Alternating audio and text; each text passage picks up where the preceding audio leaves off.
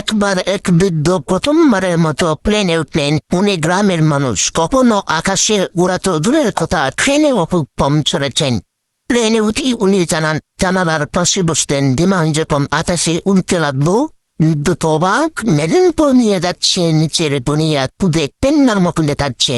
কিছুক্ষণ পর বিমান ঝাঁপিয়ে দিল। বৃদ্ধ ভয় পেয়ে বলল, ইরাতি মাটিতে নামাইতেছে।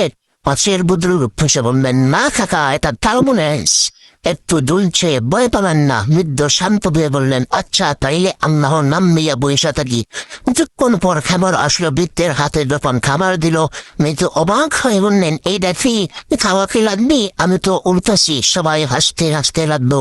তখন বৃদ্ধ ধীরে ধীরে বললেন, আসলে ভাই, মাটির মানুষ আকাশের রাজা হইতে পারলাম না, জানি না পয়লাদিন বাচুম, এইটুকু দেখাই অনেক। আল্লাহর কেরামত ছাড়া তেমন ওরা সম্ভব নয়। সব যাত্রী চুপ হয়ে বসে থাকলো। বৃদ্ধের কথায় যেন একটা শিক্ষা পাওয়া গেল, আল্লাহর রহমত ছাড়া দুনিয়ার কিছু সম্ভব নয়।